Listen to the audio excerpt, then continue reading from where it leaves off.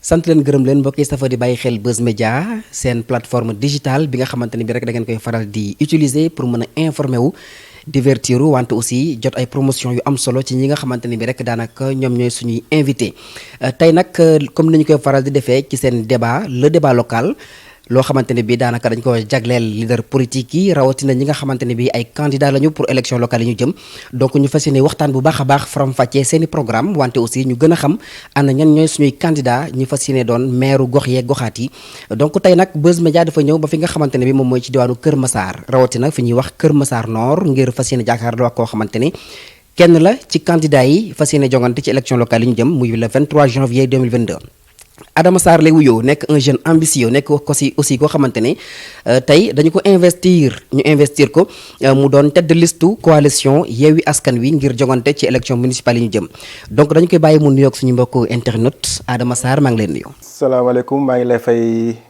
Biram Ndong donc di nuyu waa Buzz Media yëpp di leen dalal di leen gërëm bu baax a baax ci invitation bi ngeen xamante ni jagleel ngeen ma ko di nuyu particulièrement la population de Kër Massar. Et la population de Kër Massar Nord.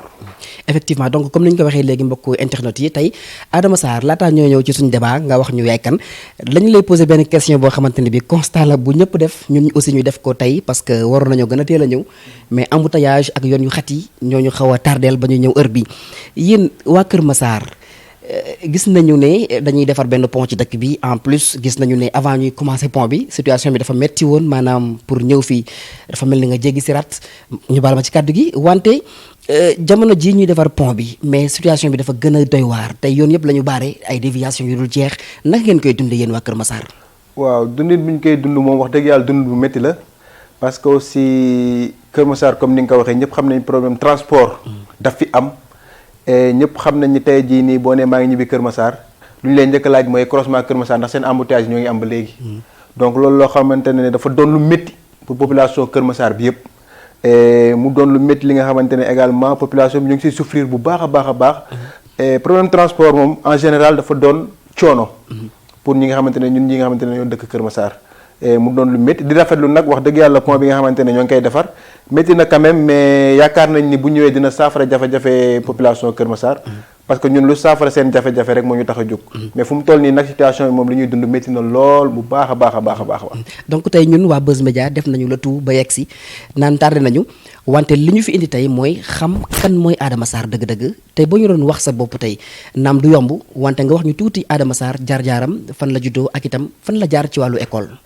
waaw Adama Sarr moom wax dëgg yàlla waa Kër Massar yëpp xam nañ ni doomu Kër Massar la. parce que Adama Sarr moo ngi amee entrée en sixième école bi ñuy wax école Malogueye Magueye Diatta nekk unité 13 ci Parcelles Assainies Kër Massar. ba mu amee entrée en sixième moo ngi dem CM bu ñuy wax CM Kër Massar donc fa la jàngee ba am fa BFEM. damay faral di ko wax sax CM bi ba muy nekk CM Kër Massar 1 moo ngi nekkoon ci ginnaaw mairie bi loolu ñu bëri xamuñu ko ci Kër Massar. ñun foofu lañ jàngee balaa ñu kaa toxal unité 5 yàlla def ñu amee foofu BFEM amee lycée de Mbao bac donc ñun wax dëgg yàlla doomu Kër Massar nañu ba yàlla defee loolu aussi ba noppi ñu dem université jàng yàlla may ñu def concours admis ko donc def suñu formation yàlla def ñu génn nekk cadre ci direction bi nga xamante ne mooy direction générale des impôts et des domaines nekk plus précisément du moins direction bi nga xamante ne mooy direction cadastre donc nekk foofu di yëngu donc ci wàllum cadastre wàllum foncier et cetera et bu loolu weesoo également au niveau international Adama Sarr moom mooy le président du réseau des jeunes géomètres francophones c'est-à-dire boo jëlee réew yi nga xamante ne yëpp dañuy làkk kàllaama nasaraan français ci àdduna bi et man maay seen président en tout cas réseau des jeunes géomètres donc nekk également un membre de Mediator Beyond Borders International yàlla def man kese ma nekkoon fa sénégalais ak Aline Badara Cissé bi nga xamante ne génn na àdduna bu yàggul mi médiateur de la République donc ñun ñaar dong ñoo fa nekkoon sénégalais donc loolu mooy brièvement la présentation de Adama Sarr. waaw muy une présentation vraiment intéressante. boobu une présentation professionnelle. ok waaw ñëwaguñ ci politique bi. voilà donc politiquement. waaw léegi politiquement Adama Sarr moo ngi bokk ci benn plateforme bu ñuy wax avenir Sénégal bu ñu bëgg et ki koy diriger ñëpp xam ko mu doon nit koo xam ne Sénégal yëpp naw nañ ko muy docteur Cheikh Tidiane Dièye ànd faak ñu mel ni ay Fatou Blondin Diop Ndeye Fatou. kooku tamit ñu bëri ràññee nañ ko. ñu mel ni ñoom doyen Ngouda et cetera su ma limee juum. et ni ñu am valeur donc man ma nekk ci plateforme boobu di def politique ak ñoom. bu loolu weesoo également am naa benn mouvement boo xamante ne dafa limité wu ci Kër Massar. ñu tuddee ko Kër Massar Debout. mu doon benn mouvement bi nga xamante ne ci day def ay action sociale au niveau de Kër Massar yàgg na ba mu ko tàmbalee di def ak léegi donc du dugg ci askan bi di xool seen jafe-jafe. avec les maigres moyens yi nga xamante ne yàlla jagleel nañu ko. en tout cas ñu partagé ko ak askanu Kër Massar. donc loolu mouvement Kër Massar Debout la. et yàlla def na également ci élections yi ñu nekk. mais les élections en tout cas municipales. pour collectivités territoriales yi yàlla def ma nekk candidat la grande coalition de la grande coalition Yewwi Askan Wi. maanaam coalition bi nga xamante ne ci mooy tiital ñi fi ne. yàlla def nag ñu tànn ma foo ci commune Kër Massar Nord ma jiite liste bi. et incha allah di liggéey ak parti yi nga xamante ne yëpp ñoo ngi ci coalition boobu.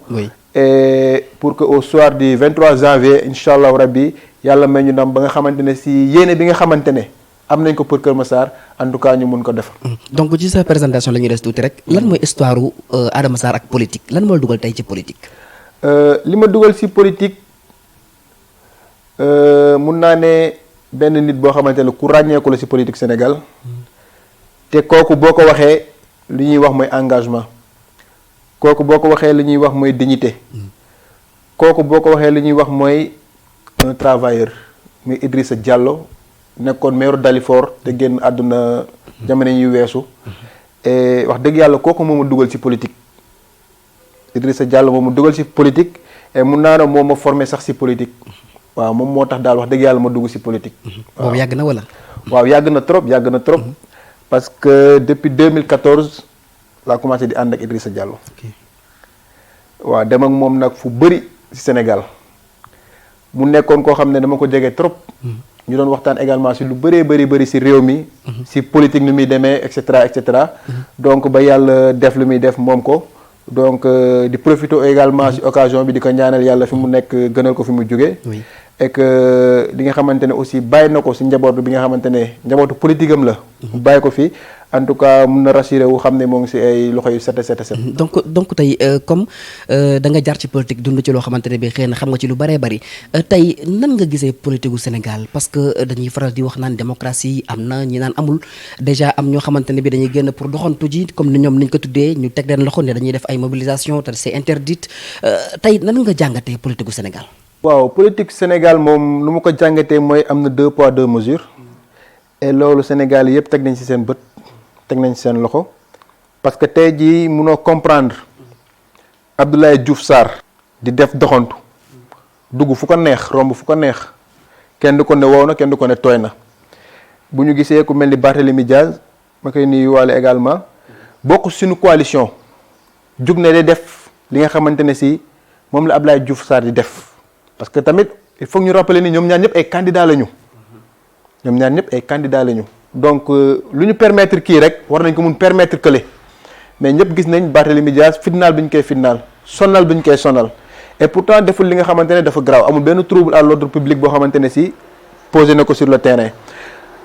élection locale lañu nekk Barthélémy Diaz am na droit dem waxtaan ak askanam parce que aussi doo xaar ba élection yi ñëw rek nga ne maa ngi nii maay candidat bi war nga mun a jug dem waxtaan ak sa askan ne leen lii mooy sama programme pour ëllëg bi nga xamante ne si en tout cas élection yi ñëw na ñu mun laa voter et nañ ko nangul Abdoulaye Diouf Sarr nangul keneen ak keneen ñi nga xamante ne en tout cas ci pouvoir bi la ñu nekk mais ñu bëgg kaa bañal ñi nga xamante ne si ñoo ngi ci la grande coalition Yewwi Askan Wi loolu ñu koy ñaawlu bu baax a baax et di wax ni aussi day ñaawal deru Sénégal ci démocratie parce que Sénégal foo dem ci Afrique démocratie am dañ ko naw démocratie Sénégal dañ ko naw donc amul benn pouvoir bi nga xamante ne aussi di nga ñëw bëgg a saltel loolu ñuy toog di la seetaan parce que réew bi nag ñun ñëpp ko moom kenn moomu ko tey jii ñi fi nekk dañuy dem ëllëg ñeneen ñëw ñooñu bu ñu ñëwee seen temps la ñuy def jàll ñeneen ñëw donc réew bi il faut que ñu xam ni daa am li nga xamante ne ñun ñoo ko bokk lu ci mel ni démocratie bi duñ nangu nag benn pouvoir di ko saltel waaw loolu moom nañ ciy taxaw xeex ba fu mu yem joxe toute notre énergie énergie bi nga xamante ne am nañ ko yëpp dañ koy joxe ci loolu. parce que loolu moo tax ñu engagé wu ci politique. nee naa la man Idrissa Diallo moom ma formé ci politique. te ku xam Idrissa Diallo xam ni c'est quelqu'un qui était très engagé en politique. xam la ci politique. waaw donc koo xamante ni dafa am idéologie politique. te loolu nag tey jii moo manqué jeunesse bi sax laay wax. moo manqué politiciens yi. am engagement am idéologie am ligne de conduite. loolu moo manqué tey les politiciens du Sénégal. donc loolu ñu yaakaar ne pare ngeen tey pour mottali ko. waaw loolu pare nañ bu yàgg pour mottali ko. mais combat la bi nga xamante ne dañ koy mëne. duñ ci sonn. duñ ci taay duñ ci damm. naka ngeen koy mënee est-ce que da ngeen di def comme ñenn ñi maanaam di génn di xeex di mobiliser wu di woo askan wi ñuy fippu est-ce que noonu ngeen fas yéene indiwaat politique bu baax ci Sénégal. non xam nga coalition Yewwi Askan Wi moom. leader yi fa nekk yëpp ay kilifa nañ ay nitu jàmm lañ. boo xoolee Ousmane Sonko. nitu jàmm la parce que kenn réeréewul ba mu demee Ziguinchor attaqué nañ ko fa. bu fekkul woon di nitu jàmm mënoon na situation bi mënoon na demee neneen. mais il s'est calmé xam ni ay jarul ñu koy ñaan ci dëkk bi parce que moom xam na carrément ni dëkk bi moom sénégalais la dëkk bi ñun ñëpp ko bokk bu tàkkee ñun ñëppay perte.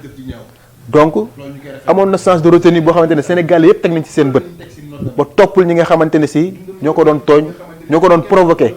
pour mu jëf-jëf ju ñaaw malgré ça dafa gàdde dignitéem malgré ça dafa gàdde honneuram malgré ça amul lenn li nga xamante ne da koy yëngu pour en tout cas mu doon li nga xamante ne si day yeefin na si réew mi ku si mel ni docteur Cheikh Tidiane Dièye des gens yoo xam ne ils sont très très très pacifiques seen xel dañuy utiliser pour changer ce qui ne va pas dans ce pays là ñun engagement boobu la ñu jël waaye tamit du ñàkk fayda duñ ñàkk fayda parce que réew mi kenn gënuñu koo moom te réew bi dañ see bokk te réew bi dañ see am wàll lépp li nga xamante ni yoon dañu kaa may lépp li nga xamante ne si démocratie dañu ko may en tout cas ñun dañ koy laaj ba mu mat sëkk parce que suñu wareef la suñu ameel la suñu moomeel la loolu yoon moo ñu ko may dañ koy laaj ba mu mat sëkk. voilà donc pour ñu poursuivre un peu par rapport ak suñu thème waxtaanee ci Adama Sarr kan mooy Adama Sarr jóge nañ ci sa présentation wax nag ci li nga xamante ne bii tey dafa soxal ñu bëri ci département bu Kër Massar ci Kër Massar commune ak Kër Massar Nord comme ni ñu ko mën a expliquer réellement Kër Massar nekk na commune boo xamante ne wala département boo xamante ne bii mën nañ ne un département à 1000 problèmes selon ñenn ñi ni ñu koy waxee man nag dunduma fi mais maa ngi koy dégg te maa ngi koy gis itam yenn yi.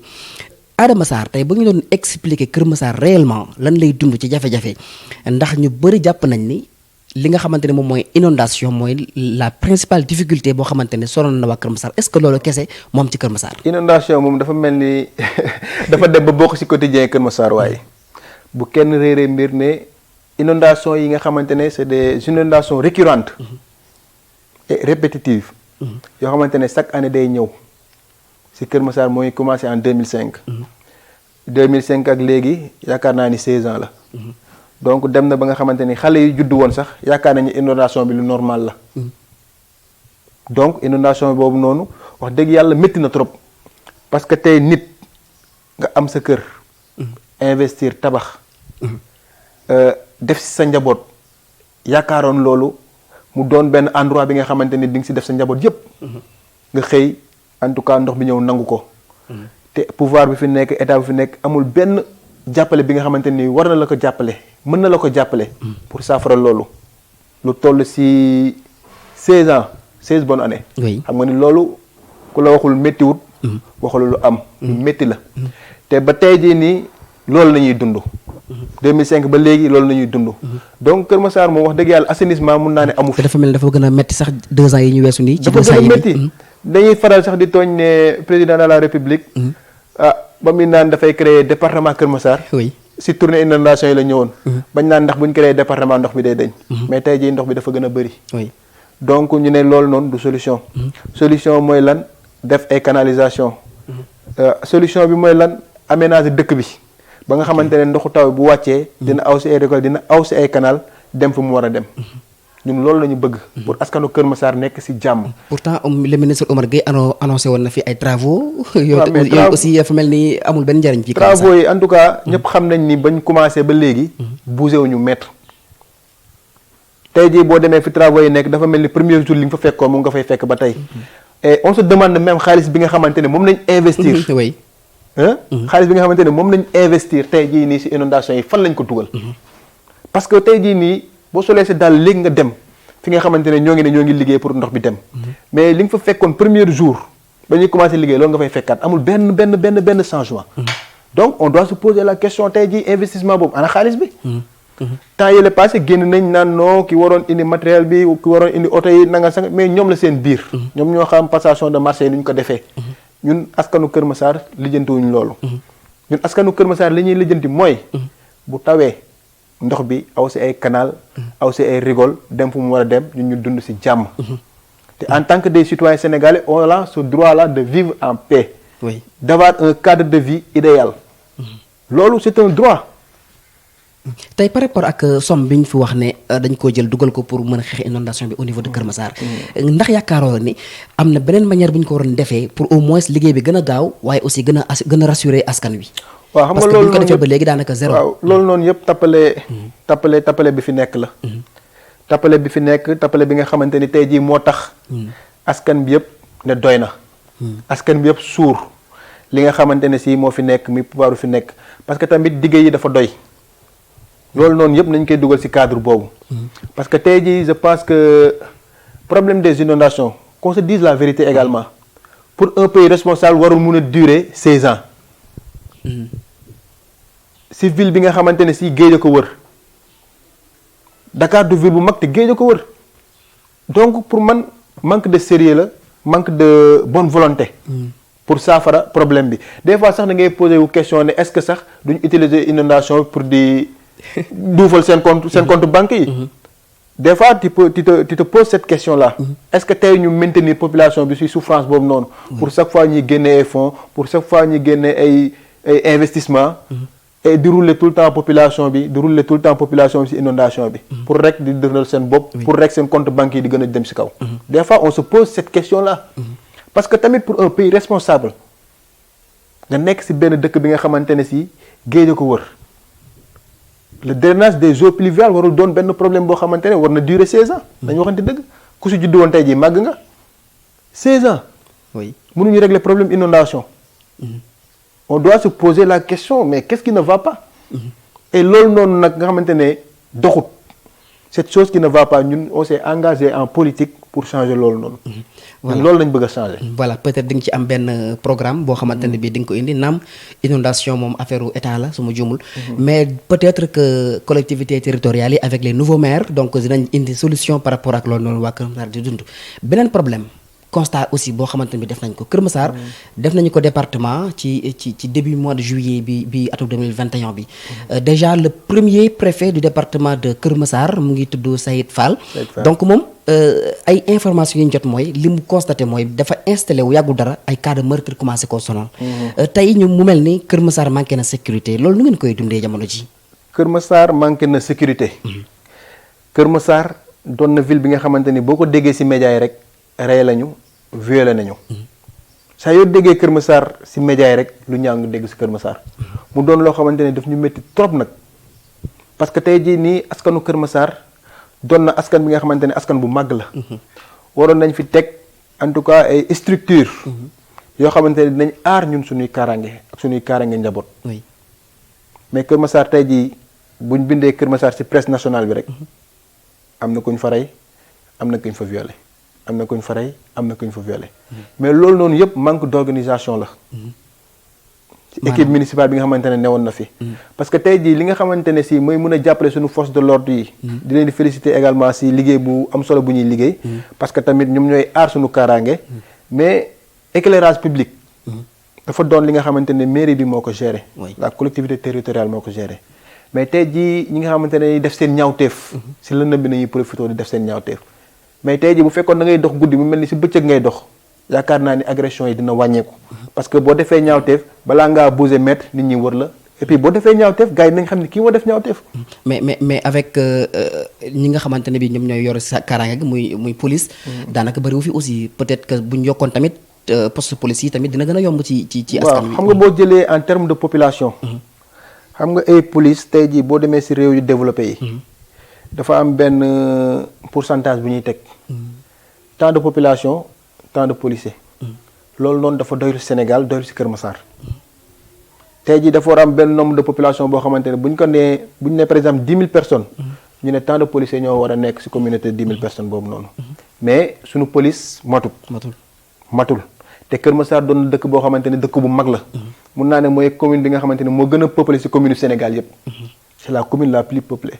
donc war nañu mun a teg en tout cas ay institutions de sécurité yi nga xamante ne lu mel ni ci police lu mel ni gendarmerie et cetera. ba nga xamante ne ci dañ koy lawal ci gox bi yépp.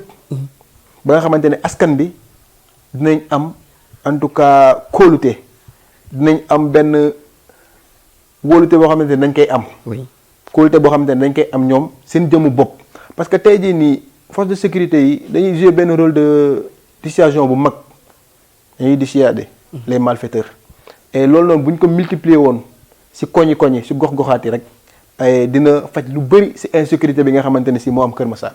waaw donc aussi ci wàllu sécurité boobu noonu peut-être que comme ni nga ko waxee sànq wàllu éclairage public xëy na laalul Kër Massar yëpp mais ñàkkul aussi ay lampadaires solaires xaw ma am na fi am déet bu fekkee am na fi aussi mais dañuy gis yenn saa yi ci yenn communes yi ay mouvement yoo xamante ne bi jeunes yee ko gérer ñuy def ay jéego ay seen fonds propre ñuy jéem a taalaat lamp yi dëkk bi tey est-ce que mouvement bi nga jiite surtout muy mouvement Kër Massar Debout xëy na dinañ ñëw ci kanam ay réalisations yi mu jot a def ci diwaan bi donc est-ce que moom aussi mos na def ay jéego pour mën a loolu def nañ ko du benn du ñaari yoon jënd nañ ay lamp fay nit pour leeral ay koñ yi nga xam ne dañoo jàpp ne dafa lëndëm Kër Massar Debout def na ko du benn du ñaari yoon et pourtant loolu nekkul rôle am mais dañoo gis ne ñi nga xamante ne ñoo waroon def loolu defuñu ko te ci askan bi la ñu bokk moo tax ñu ne ñun kat comme ci askan bi lañ bokk dinañ def li nga xamante ne suñuy moyen suñu doole egg na foofu pour jàppale askan bi Kër Massar Debout jënd nay lamp du benn di ñaari yoon di def ci koñ yi pour leeral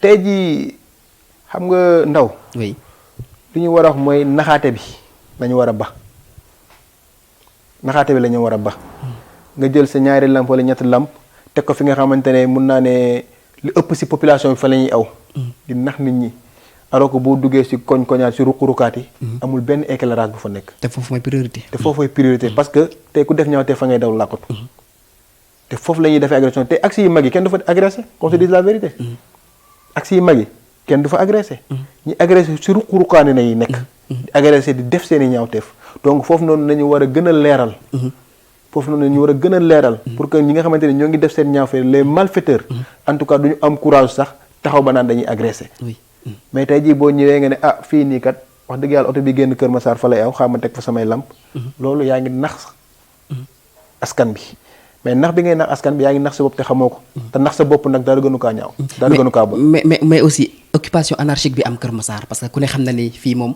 fu neex la waaye di lal pour jaay télé bi dafa xat ndax jaaykat yi tey mbedd yi boo duggee ci marché bu Kër Massar dafa xat kenn amul foo jaar oto yi duñ jàll est-ce que loolu tamit du favoriser insécurité tamit waaw xam nga bu ñuy wax lotissement wala aménagement dañ koy diviser ay parties yu bëree bëri dafa am ay zones yi nga xamante ne si dañ koy wax des zones à usage d'habitation maanaam ay dëkkuwaay rek a fa war a nekk mu am ay zones yi nga xamante ne dañ koy wax des zones à usage industriel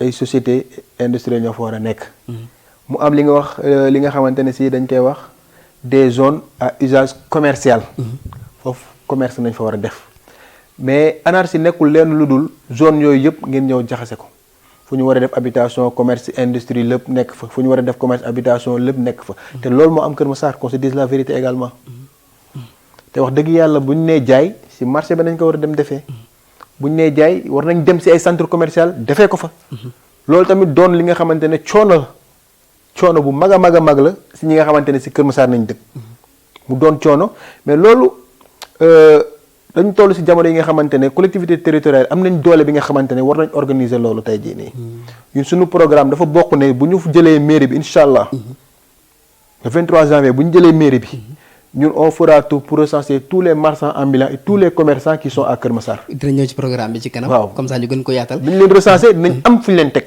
dinañ ci ñëw ci kanam. waaw jarul yàkkamti donc ci wàllu santé aussi. Kër Massar am na hôpital c'est vrai. Kër Massar am na ay poste santé c'est vrai mais est-ce que doy na par rapport ak population bi nañ fiy dundee. am nañ hôpital di rafetlu am bi nga xamante ne am nañ ko. ci hôpital bi nga wax léegi. di wax ni sànq wax naa la ko ci samay kàddu. nee naa la Kër Massar mooy commune bi nga xamante ne si moo gën a peuplé. moo ëpp population si commune Sénégal yëpp. donc tey jii nañ ko war a jël benn comme def ko benn commune échantillon. tey jii état projet bu mu am war na ko mun nattee Kër Massar si yaatuwaay ak si population bi nga xamante ne am na ko. projet bu état mun na am nag laa la wax war na doon benn ville échantillon boo xamante ne nañ fay bu ñu bëggee def projet mun nañ ko tenter essayer ko Kër Massar doo ko lawal Sénégal yëpp. oui parce que configuration bu mu am la. hôpital bi naa am na fi ñu koy rafetlu mais bu ñu sañoon tey jii nañuy am hôpital yi nga xamante ne si hôpital bu moderne lay doon. parce que dafa ñaaw ñoo ngi si 2021. ñaaw na trop ñu gis suñu njiit yi suñu leader yi bu ñu feebaree dem Europe faju ji ñuy bàyyi askan wi ñuy fajoo seen réew lan moo tax parce que hôpital yi baaxul hôpital yi bu baaxoon duñ dem wàlliyaani hôpital dëkk jàmbur qu'on se dise la vérité.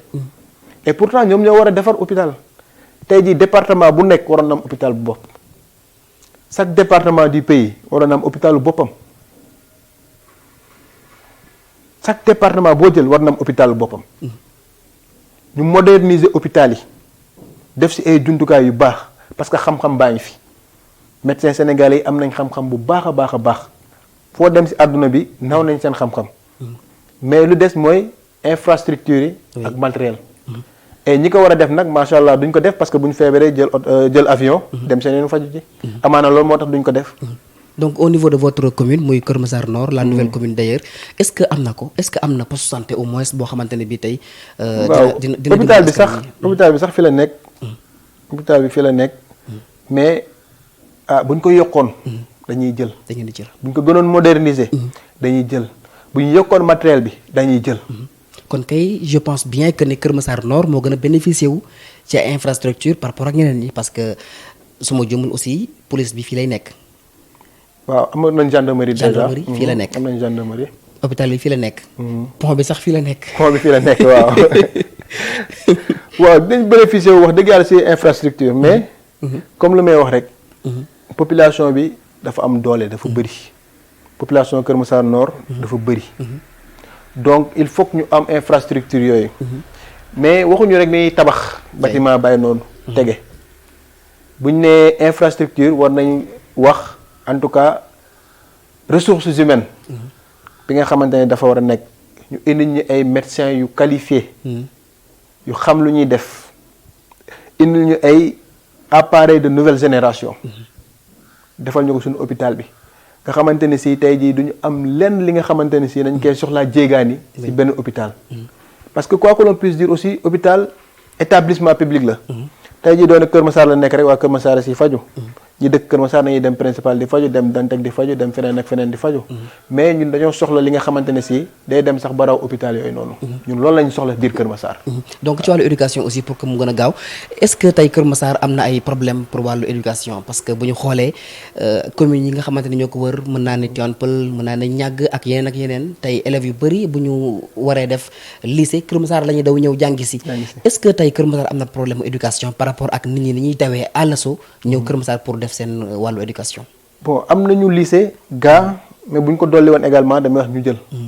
parce que ñëpp xam nañ ne tey jii nii nga am lycée élèves yi di fa toogee maanaam boo jëlee benn table banc mu am 3 wala 4 élèves yi fay toog. loolu tamit permettre suñu doom yi. suñu jarbaat yi wala suñu rakk yi. ñu am éducation bi nga xamante ne mooy éducation bu war. donc bu ñu yokkoon infrastructure ba nga xamante ne si. benn nit par table sax mën na nekk. benn nit par table moderniser école yi parce que man sama dis que ni li am feneen war na mun am fii. parce que yeneen nit ñi lu ñu def ba développer seeni commune développer seeni réew man sama dis ñun war nañ ko defal suñuy commune war nañ ko defal suñu réew. parce que aussi gënuñu nekk ay doomu aadama. te ëpp ñu xel mais manque d'organisation souvent mooy am ci mbir yi. manque d'organisation mooy am parce que loo gis nañ ko war a quantifier. tey jii war nañu wax population Kër Massar ñaata lycée la war a am.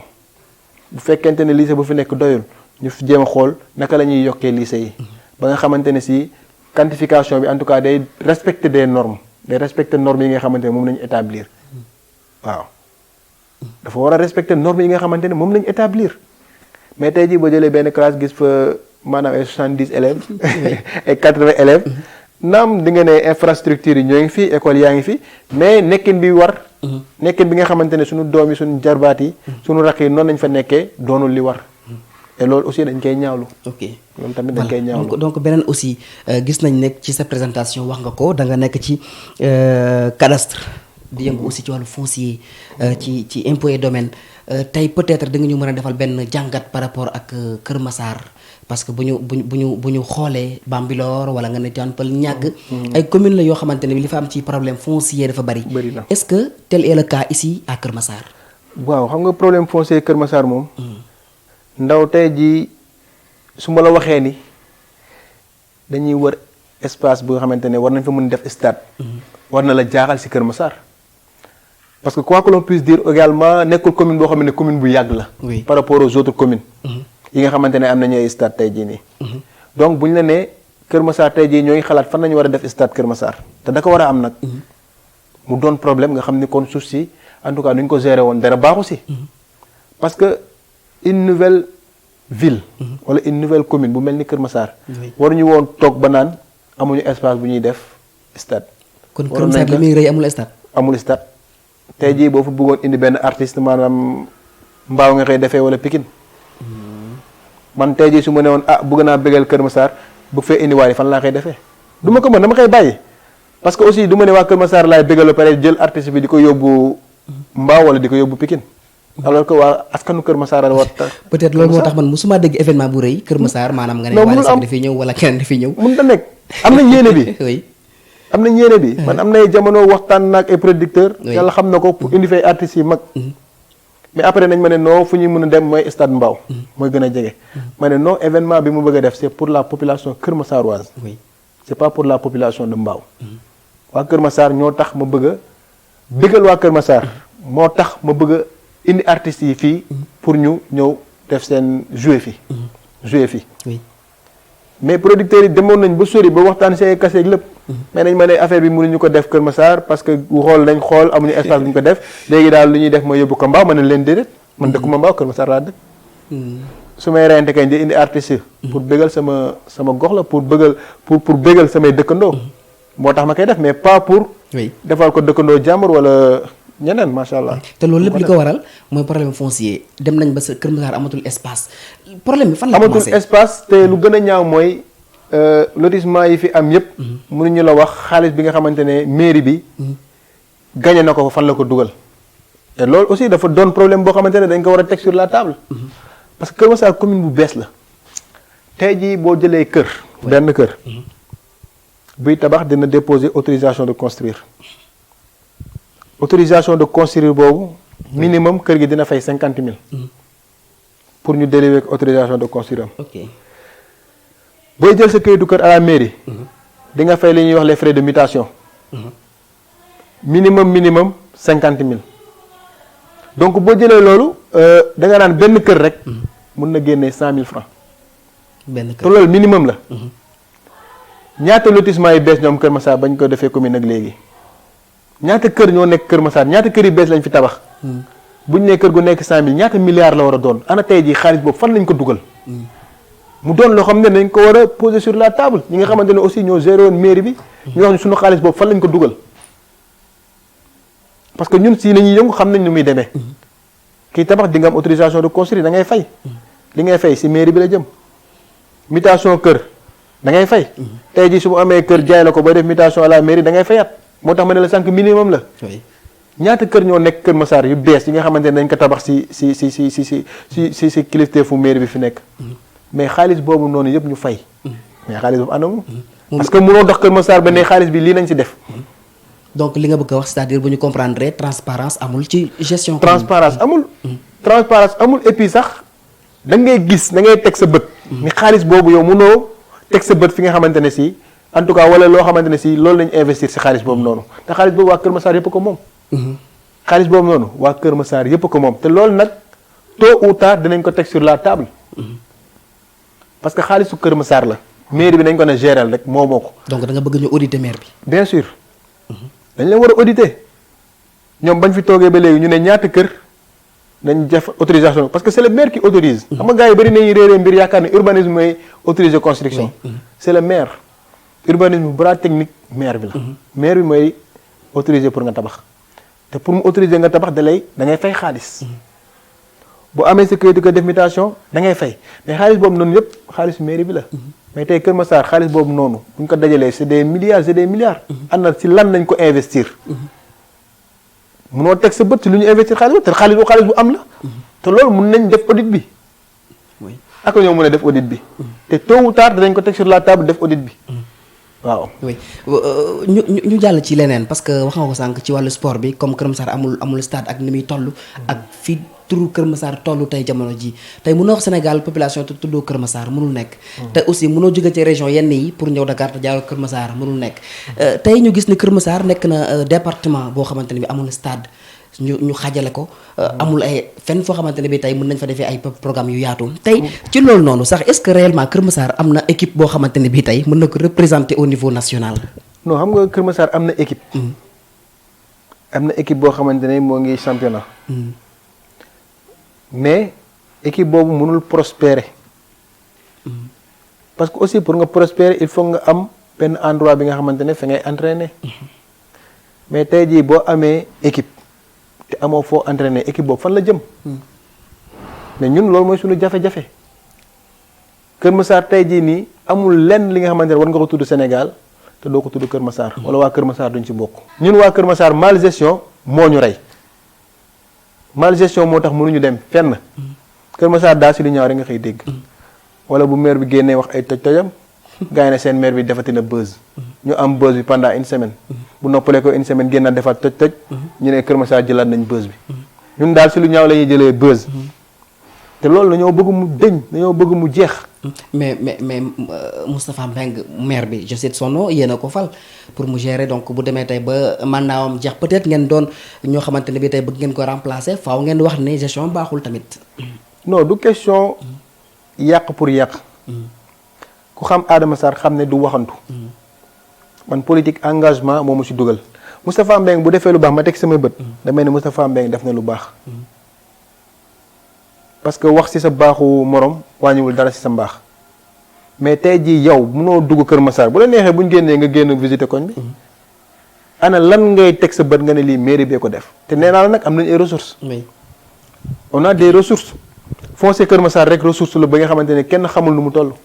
mais mënoo teg sa bët ci li nga xamante ne mairie bi moo ko def tey projet yi ngay gis Kër Massar yëpp état moo ko def. mu doon loo xam ne nag dafa ñaaw léegi nag ñun waa Kër Massar am nañ droit également ñu laaj. suñu xaalis fu mu dugg. suñu xaalis fu ko mairie bi dugal am nañ droit bi. am nañ droit ñu ne ko wax dëgg yàlla. ba nga toogee ba léegi am nañ temps de kër yu bees am nañ temps de personnes yi laaj ay mutation ci seen parcelle. donc xaalis boobu noonu yëpp bu ñu ko calculer nii la war a toll. léegi nañ lay laaj xaalis boobu anam. mun nekk la te nañ ko def incha allahu rabbi. mu ngoog donc dañuy fàttali suñu bokk internet yi que ne tey ñu ngi ànd ak ki nga xamante ne bii moom mooy Adama Sarr. Adama Sarr comme ni ma koy waxee au début moom mooy tête de liste bu coalition Yewwi Askan Wi ci commune bu Kër Massar Nord ngir bokk ci élection municipale yi ñu war a amal le 23 janvier 2022. donc Adama Sarr dañuy jàll ci li nga xamante ne bii rek moom mooy suñu dernière partie wax ci li nga xamante ne bii tey moom mooy sa programme parce que. parmi les 13 candidats yi nga xamante ne bii samp nañu seen dënd bëgg a jiite commune bu Kër Massar Nord donc une nouvelle commune d'ailleurs. lan mooy programme mu Adama Sarr boo xamante ne tey askan wi bu ñu ko déggee war nañu am yaakaar ci bu ñu ko joxee commune bi dina ko jëmale ci kanam. waaw wàllum programme bi wax dëgg yàlla Yewwi Askan Wi mu ngi siy liggéey parce que coalition la. du Adama Sarr moo koy def parce que aussi une gestion bi nga xamante ne une gestion participative. et une gestion inclusive. ñun moom lañu woote wala askan bi mu ngi siy liggéey génne gu ko nag mais dinaa si cof tuuti parce que de manière officielle nañ koy génnee si fan yi néew. mais bind nañ ko ba pare wax dëgg yàlla toog nañ xalaat si mais dañ ko génnee. donc si programme boobu noonu côté éducation. dañu ne bu ñu yàlla joxee mairie bi. bëgg nañu recenser famille yi nga xamante ne dañoo néew doole yëpp si Kër Massar. mairie bi. yor njaboot yooyu noonu maanaam xale yi nga xamante ne dañuy jógee ci famille yooyu noonu. mairie bi moo leen di jël en charge ci seen processus scolaire yëpp. ba ñu màgg mairie bi moo koy jël en charge. bu loolu weesoo ñu recenser élèves yi nga xamante ne ci dañu am handicap. élèves yi nekk en situation d'handicap. yooyu aussi mairie bi moo leen di woowee les pupilles de la commune de la mairie. mairie bi mooy res seen jàng du début à la fin si lépp nag. ñaaw na trop Kër Massar mënoo fi gis bibliothèque. ak ni mu toll. ak ni mu toll ñun bëgg nañ def ñaari bibliothèque ci commune Kër Massar. benn bi pour ñi nga xamante ne des étudiants ñi am bac dëkk Kër Massar. oui pour ñoom lay doon.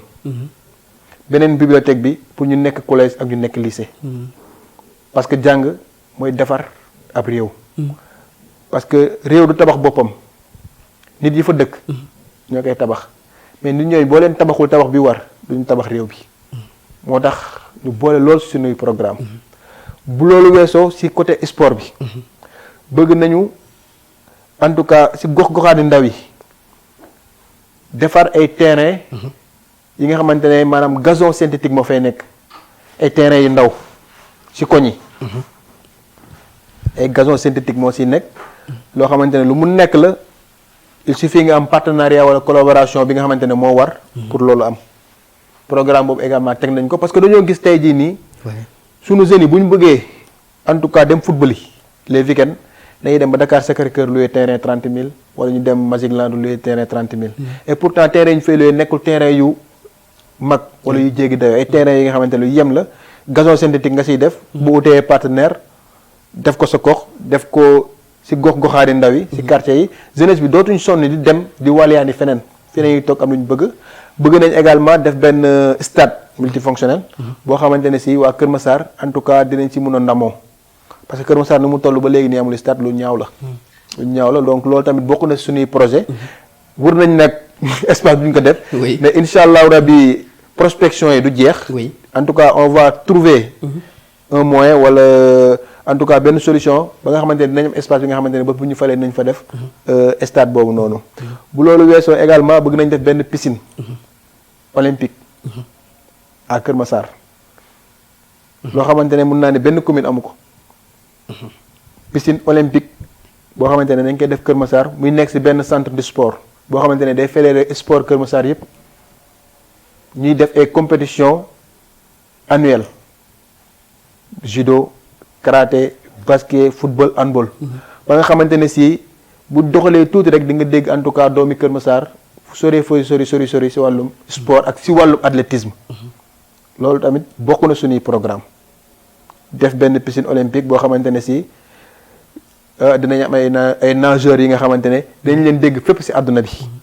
fédérer tous les sports olympiques yi nga xamante ne am na CIO comité international olympique reconnaître ko. ñu fexe ba dundal loolu noonu di def ay compétition annuelle à Kër Massar dootuñu jégaane dara. bés bu ñu jëlee mairie bi. waa Kër Massar nañ xam ni jox nañ ko équipe bi nga xamante ne équipe bu compétente la. équipe bi nga xamante ne am na expertise. équipe bi nga xamante ne bëgg nañ Kër Massar. équipe bi nga xamante ne Kër Massar nañ juddoo. amuñu leneen lu dul Kër Massar kenn forcé wu leen Kër Massar ñun kenn forcé wuñu Kër Massar suñu mbëggeel ci Kër Massar c'est naturel xam nga nag mbëggeel kenn du ko forcé. kenn du ko forcé oui. bëggal Kër Massar force. moom mënul nekk am na fi nag waaye mbëggeel bu dëgguwul du yàgg. du yàgg. mbëggeel bu dëgguwul du yàgg. ñun dañoo bëgg Kër Massar. mu doon loo xamante ne dafa naturel. moo tax askan wi bés bu ñu joxee maire bi dinañ xam. nañ xam bu baax a baax a baax. oui. déjà lu ma la jox nii ci projet rek te dafa bëri projet baa ngi nii. oui. projet bi nañ ko rédiger. te ci fan yi néew dañ ko génne. ok te bés bu ñu ko génnee. ñu leer na ni ñooy gagné. te mënuma xam rek wala. non ñamal naa la ci. mais li ma la ñamal am na solo. quand même li nga xamante ne. non da bañ gaay sàcc ko. non kenn du ko sàcc parce que am na ñoo xamante ne seen bos publié nañ ko ba pare. bañ gaay sàcc ko même bu fekkee ne yow ñoom sax. li ma la gën a wax nii rek gaay nañ ko sàcc. parce que tey jii nii même ñi fi nekk sax di fëgg dënn di kii mënuñu la tegal programme. il essaie tout juste d'acheter la population. di ger. di nax askan bi. mais askan bi dafatuñu kenn du leen jënd. gis nga ñu doon gore ñoo ngi gore ba léegi. ñi amoon seen dignité. ñu ngi am seen dignité ba léegi. askanu Kër Massar kenn mënu leen jënd ñàkkuñu fayda. ku nekk ministre nag ba nga nekk lay ministre kilo suukar sax mënu ko jënd nga nekk ministre ñëw yaakaar ni mën nga jënd nit ñi. et bien yaa ngi nax sa bopp. askanu Kër Massar kenn du leen jënd. ñun amour bu ñu am ci Kër Massar c'est un amour bi nga xamante ne c'est un amour naturel. waxuñu ñu ne yow da ngay dem Kër Massar parce que foofu war nañ fa am benn bastion électoral. donc yow nañ la fay largué nga dem jënd askan bi pour ñu voter la nga nekk maire. ñun suñu maire Macky Sall duñu ko tànnal dama koy wax mu leer nañ. suñu maire. Macky Sall duñu ko tànnal. askanu Kër Massar ñooy tànn seen bopp maire. Macky Sall du ñu imposer maire. te bu élection yi jotee di ngeen xam ni Macky Sall du ñu imposer maire. donc xëy na suñu temps jeex na. jàpp nga ne donc coalition Benno Bokk Yaakaar parce que lire naa ko tey ci journaux yi. dinañ ko gagné bu am doole yéen di ngeen ko gagné bokk ci commune bi. loolu ñun non bu ñu tëddee dañuy nelaw ba yandoor. c'est le plus petit souci. bi nga xamante ne coalition Yewwi Askan Wi am na ko. parce que Macky Sall moo ñu tànnal Assome Diatta pour mu diriger ñu te loolu population Kër Massar duñ ko nangu. foo dem nag am na ay jaam am na ñoo xam ne loolu leen jox ñu jaay seen ngor. am na ay nit yu ñuy jënd ba léegi esclavage bu amoon mu ngi am ba léegi am na ñoo xam ne dañ leen di jënd. mais li ëpp si askanu Kër Massar. dañoo gore. dañoo am dignité te xaalis mënu leen a jënd. te kenn du leen tànnal seen maire am nañ fulla boobu. waaw nan ngeen def pour gagner coalition Benno Bokk Yaakaar ku ne xam na ni Benno am na doole ci Sénégal. nu ñuy def pour gagner mooy jox leen programme bi nga xamante ne si. kenn du leen ko jox. parce que programme am fii xam nga lan moo fi am. génnee xaalis di jox nit ñi. mais génnee xaalis di jox nit ñi ndaw dafa doon lu garaaw. parce que nit dina la jox 5000. nga voté ko mu lekk say 5000 ay ati te doo ci mën dara. fekk lu ñu naan bal bi tàkk na. bal bi tàkk na ba pare. mais askan bi xam nañ loolu comprendre nañ loolu. kenn dootu leen naxee si loolu. oui c'est vrai donc mbokk yi suñu temps jeex na xëy na dañu bàyyi suñu invité mu daal di résumé wax li nga xamante ne bi rek moom mooy son dernier mot pour le moment. parce que xëy na dinañ dañuwaat beneen wax. incha allah dañ dajewaat donc tey lan nga ñuy baaxee loo xamante ne bi tey comme nangu woo ñoo wax sa programme lépp. peut-être di nga ñu defal. mais lu ma la cofal nag doy na gum na. waaw doy na pour l'instant. donc bu ñu ko génnee yow laa koy njëkk a envoyé. jeex na daa am exclusivité bi. donc lan la suñu invité tey tàggatoowee loo xamante ne bi tey dina ko baaxee askanam. askanu Kër Massar département askanu Kër Massar Nord commune. donc tey loo xamante ne bii bu ñu ko dégloo rek dinañ gën a bàyyi xel ci Adama Sarr ak aussi la coalition Yewwi Askan Wi. di wax askanu Kër Massar rek. Adama Sarr seen doom la. Adama Sarr doomu Kër Massar la. te doomu dëkk bi mooy defar dëkk bi. ku dëkkul ci dëkk bi boo ko joxee dëkk bi day def lu ko neex lay def. ba pare abal la dem yoonam. ñun ñoo fiy desaat rek. moo tax ma ne bu ñuy dem bay voter nañu xool programme liste yëpp xool programme bi nga xamante ne fa la seen njëriñ nekk ñu voter liste boobu te programme bi nga xamante ne fa la seen njëriñ nekk programme boobu ci coalition Yewwi Askan Wi la nekk pas seulement ci Kër Massar Nord rek mais ci communes yi nga xamante ne ñoo ëmb département Kër Massar yëpp programme bu ñu leen di jox amul kenn ku leen koy jox te bés bu yàlla defee ba ñu gañee programme boobu nañ koy dérouler parce que def nañ études yu ba pare donc loolu lay wax waa askanu Kër Massar bu ñu demee bay voter nañu voter sur un programme et pas parce que dañ leen jënd loolu politique bu yàgg bi la politique bu salté bi la politique bi nga xamante ne si moo tàddal dëkk bi ñun kenn duñu jënd waa Kër Massar ay góor lañu kenn du leen jënd si programme la ñuy xool ku nekk nag di nga indi sa programme teg waaw Kër Massar ñoom ñooy xool ban programme moo gën mais ñun gëm nañu ne suñu programme amul programme bu ko gën amul programme bu ko mën et bu loolu weesoo di gërëm askanu Kër Massar yépp di rafetlu également taxawaay bi nga xamante ne taxaw nañ ko si jàppale ñu depuis ba nga xamante ne ñoo ngi si mbir yi pas seulement si élection yi yàgg na depuis mouvement Kër Massar debout di liggéeyal jigéenu Kër Massar et di leen ne gàcce ngaalaama jigéenu Kër Massar gàcce ngaalaama parce que yàgg nañ liggéey ak GIE de famille gërëm également jeunesse Kër Massar bi parce que ñun nous avons une équipe très jeune mais une équipe très compétente et bëgg nañ ànd ak jeunesse Kër Massar